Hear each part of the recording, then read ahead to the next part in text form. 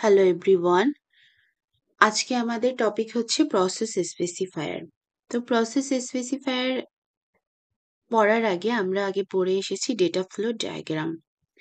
তো এটা হচ্ছে একটা ডেটা ফ্লো ডায়াগ্রাম তৈরি করার নেক্সট স্টেপ, মানে ডেটা ফ্লো ডায়াগ্রাম তৈরি করার পরের যে স্টেপটা সেটা হচ্ছে প্রসেস স্পেসিফায়ার। তো ডেটা ফ্লো ডায়াগ্রামটা না জানলে প্রসেস স্পেসিফায়ারের কাজটা করা একটু কঠিন। এখন আমরা প্রসেস স্পেসিফায়ারের কি শিখবো সেটা হচ্ছে structured English, decision table and decision trees. তো আমাদের সাধারণত এক্সামে এই তিনটা জিনিসই বেশি আসে। তার মধ্যে মোস্ট ইম্পর্টেন্ট টপিক হচ্ছে ডিসিশন টেবিল এবং ডিসিশন ট্রি। এখন আমরা ডিসিশন ট্রি সম্পর্কে জানি। সো ডিসিশন ট্রি আসলে কি? আমরা যখন একটা ডেটা ফ্লো ডায়াগ্রাম তৈরি করি তখন আমরা সেটা স্টেপ বাই স্টেপ করে যাই, কিন্তু স্টেপ বাই স্টেপ করে গেলেও সেটা যে কোন স্টেপের পরে কোন স্টেপের কাজ, এটা হলে কি হবে, এটা হলে না হলে কি হবে, সেটা আমাদের এক্স্যাক্টলি জানতে গেলে আমাদের ডিসিশন ট্রিটা খুবই প্রয়োজন। সো ডিসিশন ট্রি অ্যাকচুয়ালি একটা গ্রাফ। সেটা কি করে, একটা গ্রাফের মাধ্যমে আমরা নোড দিয়ে এবং ফ্লো দিয়ে দেখিয়ে দিই যে এটার পরে এটা আসবে, তারপরে এটা যাবে। তো এটা আসলে একটা পিকটোরিয়াল রিপ্রেজেন্টেশন, যেটা আমরা চোখ দিয়ে দেখলেই বুঝতে পারি, একটা ছবির মতো ব্যাপার। সেটাই একটা ডিসিশন ট্রি। এটা কোথায় ইউজ করা হয় আমরা যদি ইউজটা দেখি, কোনো একটা সফটওয়্যার বা কোনো একটা কোম্পানি বা যা কিছু তৈরি করি না কেন আমরা, সেটার ক্ষেত্রে আমরা কোনো আউটকাম পেতে চাই। সো সে আউটকাম পাওয়ার জন্য আমরা যে ডিসিশনগুলো নিই সেখানে কোনগুলো পসিবল কোনগুলো ইম্পসিবল, এটাকে দেখার জন্য আমরা একটা ডিসপ্লে তৈরি করি, যেটা আমরা দেখতে পাই। এটাকে বলা হয় ব্রাঞ্চিং মেথড। একটার সাথে একটা ব্রাঞ্চ রিলেটেড। সো এখানে আমরা এই যে গ্রাফটাকে দেখতে পাচ্ছি, এই গ্রাফের এগুলোকে বলা হয় নোড অথবা ব্লক। এটা আমাদের কি করে? এটা আমাদের হচ্ছে হেল্প করে থাকে প্রসেসিং লজিকে। আমরা যে ডিসিশনগুলো তৈরি করব এবং যে অ্যাকশনগুলো নিব সেই ডিসিশনের করসপন্ডিংয়ে, সেটা আমাদের করতে ডিসিশন ট্রি হেল্প করে থাকে। নেক্সট যদি আমরা দেখি যে এটা কিভাবে আমরা তৈরি করব। So diagram shows conditions and their alternative actions. এখানে তার কন্ডিশনগুলো এবং কন্ডিশনের বেসিসে আমরা কোন অল্টারনেটিভ অ্যাকশনগুলো নিতে পারি, নিলে ভালো হয়, সেটা আমরা একটা পিক্টোরিয়াল রিপ্রেজেন্টেশনে যখন দেখি, সেটা অবশ্যই হরিজন্টাল ট্রি ফ্রেমওয়ার্কে থাকে। অর্থাৎ আমরা সেটাকে বাম থেকে ডানে শো করে থাকি। আমরা একটু পরেই দেখব হরিজন্টাল ট্রি রিপ্রেজেন্টেশনটা কেমন। It helps to identify the accurate decision. কোনো কিছু তৈরিতে অবশ্যই আমাদের একটা অ্যাকুরেট ডিসিশনে এসে দাঁড় করাতে হবে। তো তার জন্য ডিসিশন ট্রিটা আমাদের হেল্প করে থাকে। সো আমরা পরে চলে যাই এক্সাম্পলের ক্ষেত্রে। এটা হচ্ছে সেই ডিসিশন ট্রি, ঠিক আছে? সো এখানে ডিসিশন ট্রি আমরা যদি এক্সাম্পল 1টা দেখি, আমরা একটু আগে বলেছি যে হরিজন্টাল রিপ্রেজেন্টেশন। তো হরিজন্টাল রিপ্রেজেন্টেশন মিন্স বাম থেকে আমরা ডানে গিয়ে শেষ করব। এখানে একটা ডক্টরস হসপিটাল সিস্টেম নিয়ে ডিসিশন ট্রি তৈরি করা আছে। তো এখানে কি ডক্টরস হসপিটাল আছে আমাদের একদম প্রথমে, অর্থাৎ রুট নোডে। এরপরে এখান থেকে আমাদের 3টা ব্রাঞ্চ হয়ে গেছে। সেটা কি? পেশেন্ট যদি 10 বছরের কমে হয়, 10 বছর থেকে কম হয়, তাহলে সে ডক্টর দেখাতে পারবে। ইয়েস, ঠিক আছে। কিন্তু তাকে ডক্টর দেখালে তার কোনো ফিসের প্রয়োজন হবে না। আবার যদি আমরা এটা দেখি, পেশেন্ট যদি 40 বছরের থেকে বেশি হয়, তাহলে সে ডক্টর দেখাতে পারবে, কিন্তু তার যে ফিসটা আসবে সেটার 10% ডিসকাউন্ট সে পাবে। যদি 10 বছর থেকে উপরে বয়স হয় এবং 40-এর কমে হয়, তাহলেও সে ডক্টর দেখাতে পারবে, কিন্তু সেক্ষেত্রে আরেকটা কন্ডিশন আছে, তাকে রেগুলার হতে হবে। যদি সে রেগুলার না হয়, যদি সে ইরেগুলার হয়, তাহলে তাকে ফুল ফিস দিয়ে ডক্টর দেখাতে হবে। যদি সে রেগুলারিটি মেনটেন করে চলে, তাহলে সে ডক্টর দেখাতে পারবে, কিন্তু তাকে 5% ডিসকাউন্ট দেওয়া হবে। এখন আমরা সেকেন্ড এক্সাম্পলে যদি দেখি, এখানে বলা হয়েছে একটা ইউজার লগ ইন, কোনো একটা জায়গায় আমরা যে লগ ইন পাসওয়ার্ড ইউজ করে লগ ইন করি, সেটার একটা ডিসিশন ট্রি এখানে দেখানো হয়েছে। সেখানে কি বলছে, user log in register system, সেখান থেকে আমরা ইউজার রেজিস্টার করবে। কোথাও যদি ইউজার লগ ইন করতে যায়, তাহলে একটা রেজিস্টারের পেজ শো করে, সে কি রেজিস্টার করেছে আর করেনি। যদি সে করে থাকে, তাহলে সে পরের স্টেপে যাবে। যদি সে না করে থাকে, তাহলে সে অল্টার রেজিস্টার ফার্স্টে যাবে। যদি সে রেজিস্টার করে থাকে, তাহলে তার ইমেল ভেরিফিকেশন করতে হবে। ইমেল কি ভেরিফাই? যদি বলে হ্যাঁ ইমেল ভেরিফাই, তাহলে পরের স্টেপে যাবে। যদি বলে না ভেরিফাই না, তাহলে অল্টার রেজিস্টার ফার্স্টে চলে যাবে। এবার যদি ইমেলটা ভেরিফাই হয়ে থাকে, তাহলে সেখানে আমাদের পাসওয়ার্ড দিতে হবে। সো সেখানে চেক পাসওয়ার্ডটা চেক করতে হবে। যদি পাসওয়ার্ড ঠিক থাকে, তাহলে সে লগ ইন করতে পারবে, আর যদি পাসওয়ার্ডটা ঠিক না থাকে, তাহলে অল্টার ইনকারেক্ট পাসওয়ার্ডে চলে যেতে হবে। তার মানে আমরা বুঝতে পারছি যে প্রতিটা স্টেপ বাই স্টেপ ওয়ার্ক আমরা ডিসিশন ট্রিতে দেখতে পাচ্ছি, এবং এটা একটা পিকটোরিয়াল রিপ্রেজেন্টেশন। এছাড়াও এটা হরিজন্টালি রিপ্রেজেন্ট করা হয়েছে, অর্থাৎ আমরা এটাতে ফলো করতে পারছি left to right path maintain করে এখানে হরিজন্টাল রিপ্রেজেন্টেশন শো করা হয়েছে। এখন আমরা আসি ডিসিশন টেবিল নিয়ে। সো ডিসিশন টেবিলটা কি? যখন আমরা একটা ডিসিশন ট্রি তৈরি করলাম, সেটার একটা ট্যাবুলার রিপ্রেজেন্টেশন আমরা যখন তৈরি করতে যাব, সেটাই হচ্ছে আমাদের decision table. So decision table তাহলে একটা ট্যাবুলার রিপ্রেজেন্টেশন। সেই টেবিলে কি কি থাকবে? সেখানে থাকবে হচ্ছে all conditions or and actions, ঠিক আছে? সো এটা আমরা ইউজ করে থাকি যখন একটা প্রবলেমকে আমরা সেই প্রবলেমের কন্ডিশনগুলো এবং সেটার বেসিসে আমরা কোন কোন অ্যাকশনগুলো নিব, সেটা যখন একটা প্রবলেম আমাদের সামনে এসে পৌঁছায়, সেই কমপ্লেক্স প্রবলেমটিকে যখন আমরা সলভ করতে যাই, তখন ডিসিশন ট্রি এর পরে ডিসিশন টেবিলের প্রয়োজন হয়। এখানে ডিসিশন টেবিলটা না দিয়ে আমরা ডিসিশন ট্রি এবং ডিসিশন টেবিলটা দিব, অর্থাৎ ডিসিশন ট্রি থেকে ডিসিশন টেবিল।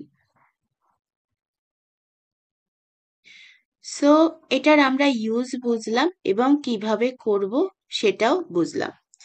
নেক্সট আমরা আসি components. So components of decision টেবিলে কি কি থাকে, এটা রিপ্রেজেন্টেশন যদি আমরা দেখি, তাহলে আমরা প্রথমে এই টেবিলটা ফলো করব। আমরা একটা পেজে একটা টেবিল আঁকলাম এবং যাকে 4টা কোয়াড্রেন্টে ভাগ করে নিলাম। সো এই কোয়াড্রেন্টটাকে, অর্থাৎ এটাকে বলা হয় আপার লেফট কোয়াড্রেন্ট, যেটাকে আমরা কন্ডিশন স্টাব হিসেবে ধরবো, এবং লোয়ার লেফট কোয়াড্রেন্ট, যেটাকে আমরা অ্যাকশন স্টাব হিসেবে ধরবো। এটার কাজ কি আমরা একটু পরে জানি, এবং ডান সাইডের যে আপার রাইট কোয়াড্রেন্ট, সেটাতে আমরা কন্ডিশন এন্ট্রি দিব, এবং নিচে লোয়ার রাইট কোয়াড্রেন্ট, সেটাতে আমরা অ্যাকশন এন্ট্রি দিব। সো অ্যাকশন স্টাবে আমরা যে জিনিসগুলো দিব, সেটা অ্যাকশন এন্ট্রিতে বেসিসে আমরা এন্ট্রি করব। আবার কন্ডিশনও যে স্টাবগুলো থাকবে, সেটার এন্ট্রি আমরা রাইট সাইডে করব।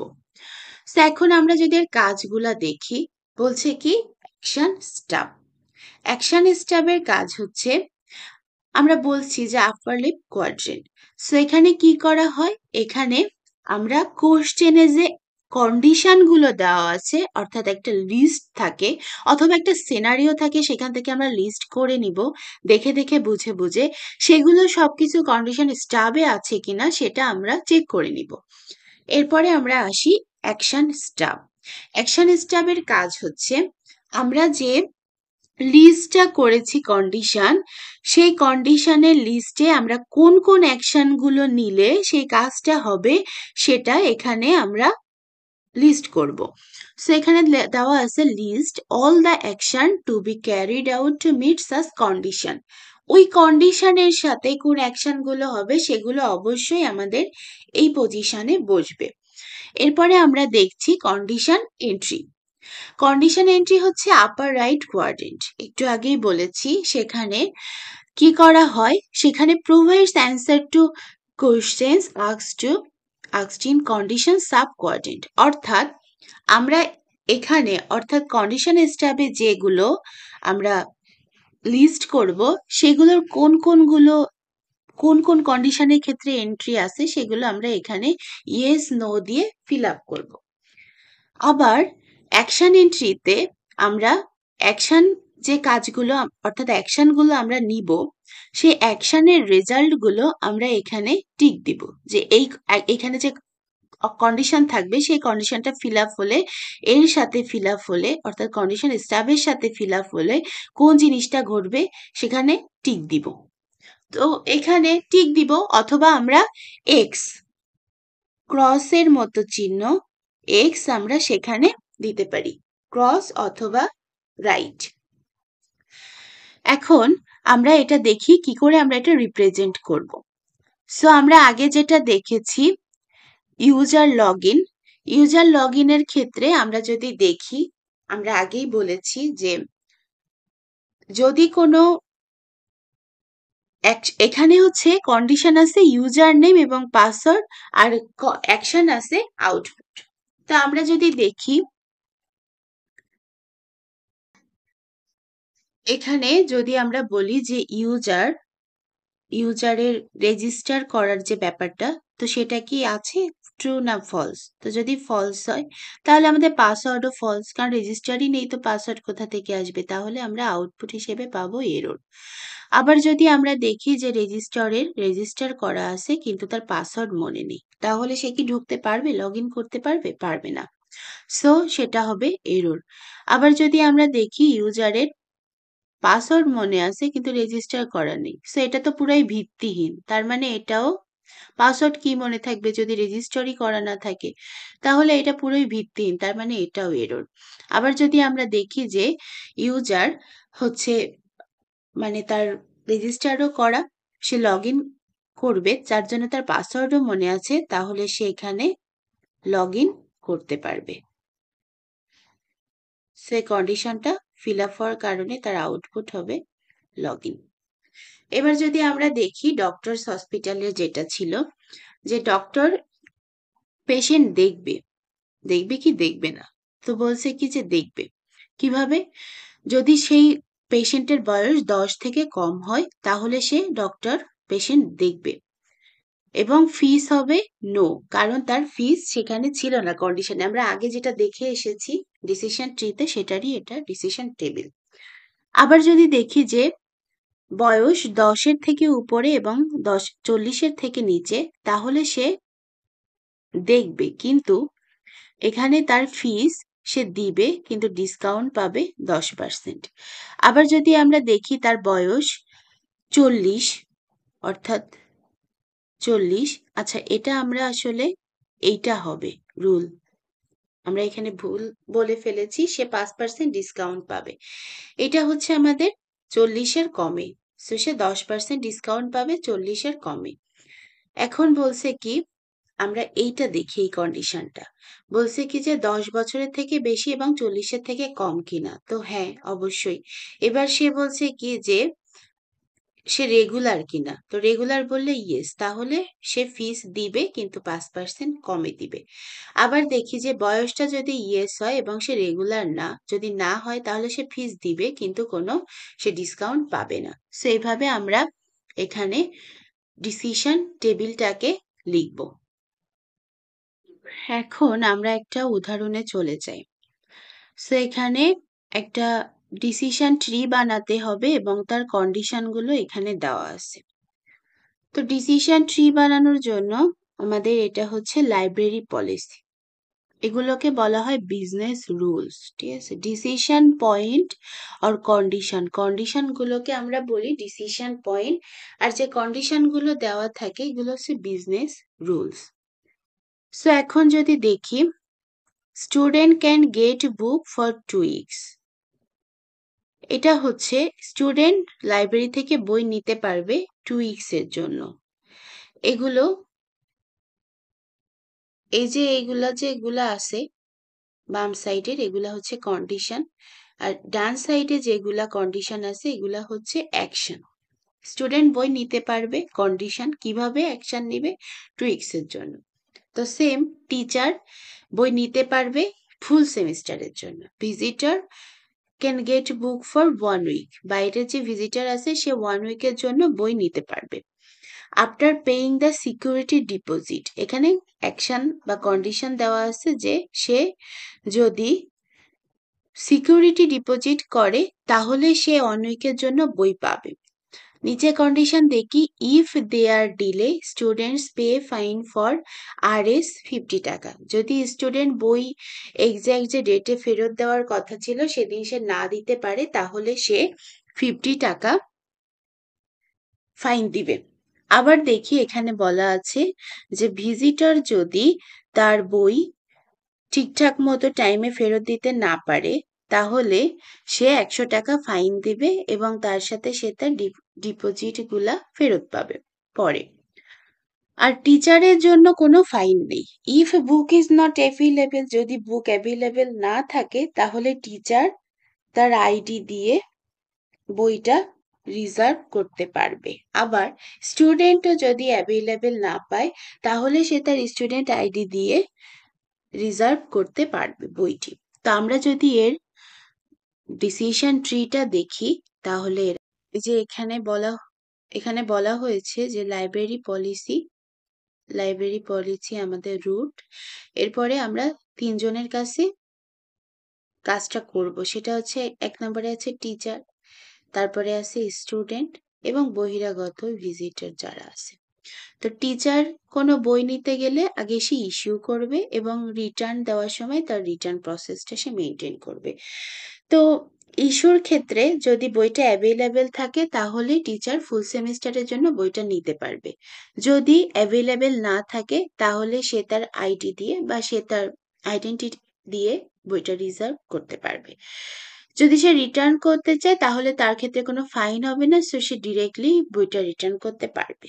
স্টুডেন্টের ক্ষেত্রেও সেম ইস্যু এবং রিটার্ন আছে, যদি বইটি অ্যাভেলেবেল থাকে তাহলে সে নিবে এবং সে 2 week-এর জন্য বইটি নিতে পারবে। যদি তার অ্যাভেলেবেল না থাকে তাহলে সে বইটা রিজার্ভ করবে। নেক্সট, তার রিটার্নের পলিসি হচ্ছে, যদি সে রিটার্নের ক্ষেত্রে ডিলে করে থাকে তাহলে সে 50 টাকা ফাইন দেবে এবং সে রিটার্ন করবে। আবার রিটার্নের ক্ষেত্রে যদি তার কোনো ডিলে না থাকে তাহলে সে ডিরেক্ট বইটি রিটার্ন করে দিবে। ভিজিটরের ক্ষেত্রে ইস্যু করার সময় যদি বইটি অ্যাভেলেবেল থাকে তাহলে সে তার ডিপোজিট সিকিউরিটি 1 week-এর জন্য দিয়ে সে নিতে পারবে। কিন্তু যদি তার নট অ্যাভেলেবেল থাকে তাহলে সে কোনোভাবে সেটাকে রিজার্ভ করতে পারবে না। রিটার্ন করার ক্ষেত্রে যদি তার ডিলে হয়ে যায় তাহলে সে ফাইন দিবে RS 100 টাকা। যদি তার ডিলে না হয় তাহলে সে তার সিকিউরিটি কোড যে মানিটা দিয়েছিল সেটা ফেরত নেবে এবং বইটা রিটার্ন করে দিবে। এটাই হচ্ছে এটার পলিসি। Decision tree. দেন এটার ডিসিশন টেবিলটা যদি আমরা দেখি, ডিসিশন টেবিলের ক্ষেত্রে আমরা আসলে দুইটা জিনিস ফলো করি, যে either it is this or either it is that. So এখানে যদি আমরা একটু দেখি যে কন্ডিশন আছে টিচার, আমরা আগে কন্ডিশন গুলো, এই যে কন্ডিশন ফিল আপ করেছি টিচার, স্টুডেন্ট এবং ভিজিটর, টিচার, স্টুডেন্ট এবং ভিজিটর। এরপরে আছে issue, available, return and delay. Issue, available, return and delay. Issue, available, return and delay, অর্থাৎ এই পাশের যে জিনিসগুলো আছে এগুলো আমাদের অ্যাকশন, আর এই পাশে যে জিনিসগুলো আছে সেগুলো আমাদের কন্ডিশন। তাহলে যদি আমরা দেখি টিচার কি করবে, টিচার বলছে কি যে প্রথম কন্ডিশনে আছে, এখানে বলা হয়েছে যে টিচার ইস্যু করবে কিনা। তো টিচার ইস্যু করবে, ইয়েস। টিচার কি স্টুডেন্ট? অবশ্যই না, নো। ভিজিটরও না, নো। ইস্যু করবে, ইয়েস, সে ইস্যু করবে। অ্যাভেলেবেল, বইটাকে অ্যাভেলেবেল আছে, ইয়েস আছে। সে অ্যাভেলেবেল আছে মানে সে নিতে চায়, তাহলে রিটার্ন করার জায়গা অবশ্যই তার নো। ডিলে প্রসেস, অবশ্যই টিচারের জন্য কোনো প্রকার ভূমিকা পালন করবে না। এখন এক্ষেত্রে সে কি করবে? সে টিচার এবং সে ইস্যু করতে চায় এবং বইটি অ্যাভেলেবেল, তাহলে সে ফুল সেমিস্টারের জন্য বইটি পাবে। কন্ডিশনটা ফিল আপ হয়ে গেল। এখন আমরা যদি দেখি নেক্সট, যে সে টিচার, সে বইটি ইস্যু করবে কিন্তু তার বইটি অ্যাভেলেবেল নেই।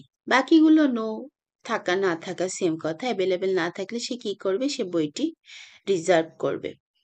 এখন আমরা দেখি নেক্সট, সে টিচার, সে বইটি রিটার্ন করতে চায়, তাহলে সে যে কোনো প্রকার ফাইন টাইন তার জন্য কিছু নেই, সে ডিরেক্ট বইটা রিটার্ন করে দিবে। এবার দেখি স্টুডেন্টের ক্ষেত্রে। সো টিচার সে না, সো নো। স্টুডেন্ট ইয়েস, সে বইটি ইস্যু করতে চায়, ইয়েস। বইটি অ্যাভেলেবেল আছে, তাহলে তার কি হবে? সে 2 weeks এর জন্য বইটি নিতে পারবে। আবার দেখি সে স্টুডেন্ট, সে বইটি ইস্যু করতে চায় কিন্তু বইটি অ্যাভেলেবেল নেই, তাহলে সে বইটি তার আইডি দিয়ে রিজার্ভ করতে পারবে। এরপর যদি দেখি সে স্টুডেন্ট, সে ইস্যু করবে না, সে রিটার্ন করবে, তাহলে সে বইটা রিটার্ন করতে পারে, তার ডিলে নেই। আবার যদি দেখি সে স্টুডেন্ট, সে বইটা রিটার্ন করবে কিন্তু তার ডিলে আছে, তাহলে সে 50 টাকা ফাইন দিবে এবং বইটি রিটার্ন করবে। এবার আমরা যদি ভিজিটরের ক্ষেত্রে দেখি, সে ভিজিটর, সে বইটি ইস্যু করবে এবং বইটি অ্যাভেলেবেল আছে, তাহলে সে বইটি 1 উইকের জন্য নেবে এবং তার সিকিউরিটি কোড যে মানিটা সেটা সে ডিপোজিট করবে। আবার যদি দেখি সে ভিজিটর, সে বইটি রিটার্ন করতে চায় কিন্তু তার ডিলে হয়ে গেছে, তাহলে সে RS 100 রুপি সে ফাইন করবে এবং সে তার সিকিউরিটি কোডটা পাবে এবং সে বইটি রিটার্ন করবে। আবার যদি দেখি সে ভিজিটর, বইটা সে রিটার্ন করবে কিন্তু তার কোনো ডিলে নেই, তাহলে সে ডিরেক্টলি বইটা রিটার্ন করে দেবে এবং তার সিকিউরিটি কোড যে মানিটা সেটা রিফান্ড হবে। সো এভাবে আমরা আমাদের ডিসিশন যে টেবিলটা তৈরি করে নিব। আশা করি টেবিলটা খুব সুন্দরভাবে বোঝা গিয়েছে। এখন আমরা এক্সাম্পলে আসি, প্র্যাকটিসে ঢুকে যাই। সো এখন বলা হয়েছে example on discount policy as following condition for the customers if customer is book store. যদি কাস্টমার বুক স্টোরের হয়, get a trade discount of 25% if order of 6 or more copies per book title. প্রতিটা বুক টাইটেলের যদি সে 6টা করে বই অথবা তার বেশি কপি সে নেয়, তাহলে সে ট্রেড ডিসকাউন্ট পাবে 25%। এরপরে কন্ডিশনটা বলা হয়েছে যে কাস্টমার যদি লাইব্রেরি এবং ইন্ডিভিজুয়ালের হয়ে থাকে, তাহলে সে 5% ডিসকাউন্ট পাবে। 6 থেকে 19টা বই পার টাইটেলে যদি সে অর্ডার করে থাকে, সে 10% ডিসকাউন্ট পাবে। যদি সে 20 থেকে 49 কপিজ পার টাইটেল বই সে অর্ডার করে থাকে। 15% ডিসকাউন্ট পাবে যদি সে 50 কপির উপরে পার টাইটেল বই সে অর্ডার করে থাকে।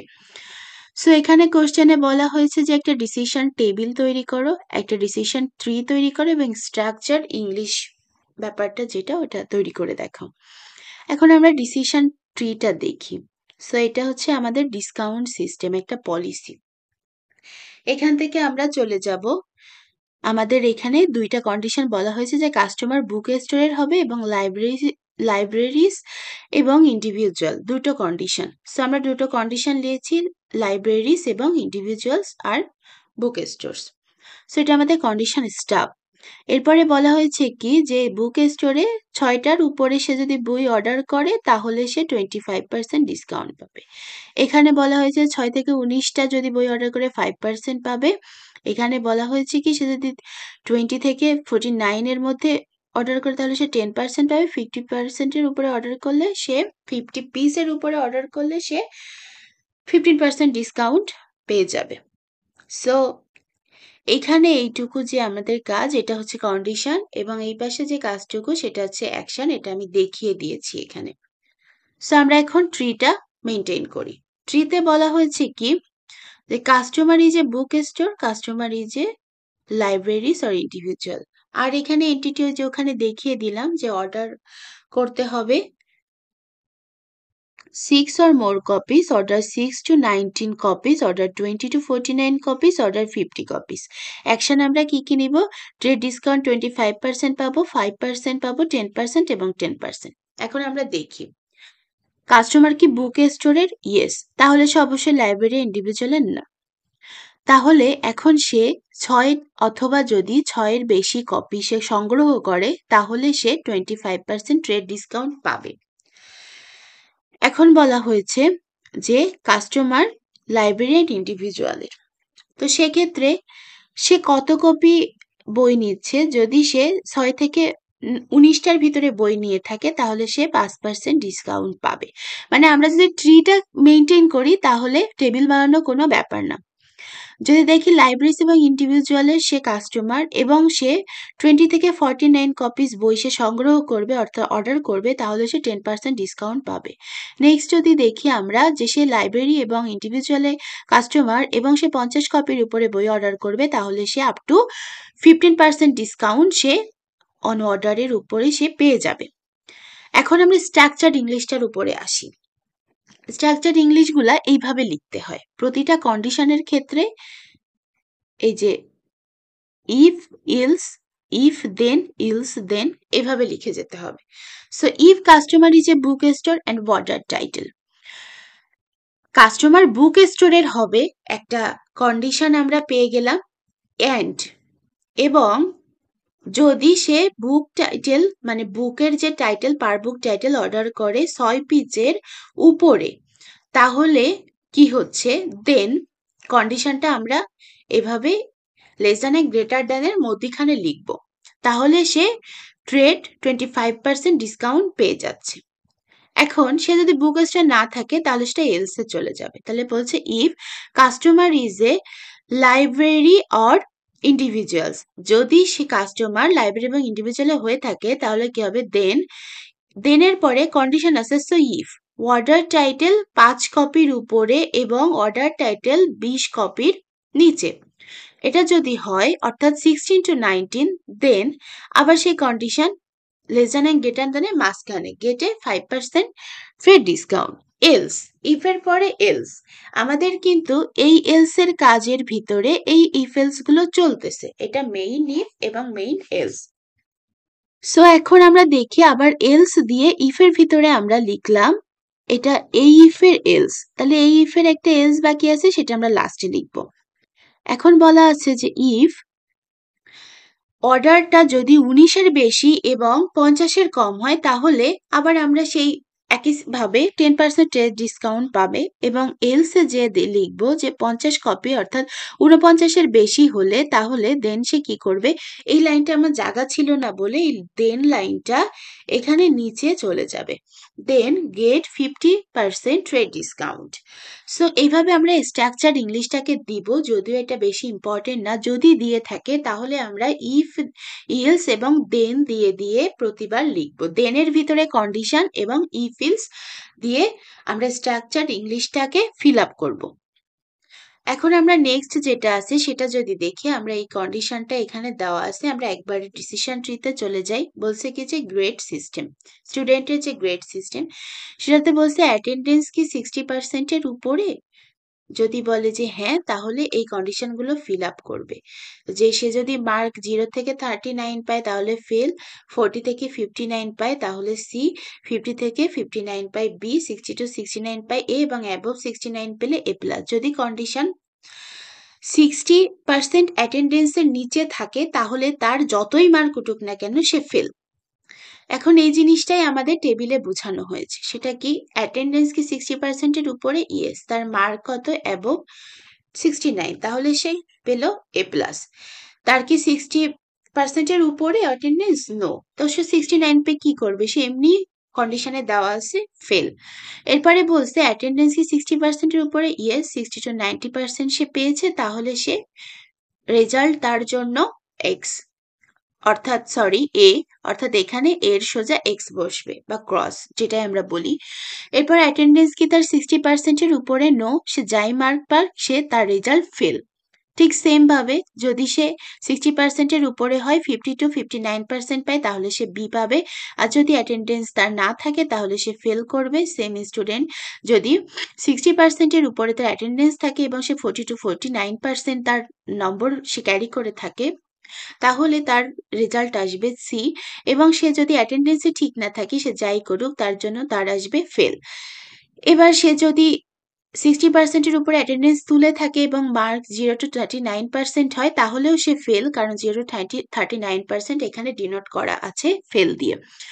সেম তার রেজাল্টও ফেল, আবার তার অ্যাটেন্ডেন্সও নেই, তাহলে সেও ফেল। সো এইভাবে আমরা এটা ফিল আপ করবো। সো আমরা এইভাবে প্রতিটা ডিসিশন ট্রি এবং ডিসিশন টেবিল তৈরি করব। এখানে আমি আর একটা জিনিস নিয়ে না বাড়াই, এখানে আমার কিছু এক্সাম্পল আরো দেওয়া আছে।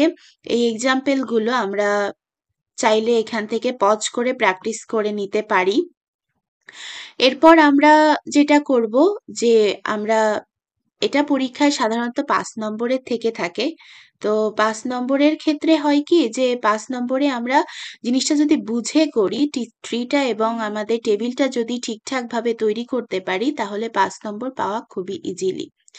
সো এটা পজ করে আমরা একটু প্র্যাকটিস করে নিব। এটা হচ্ছে ট্রি এবং এটা হচ্ছে টেবিল।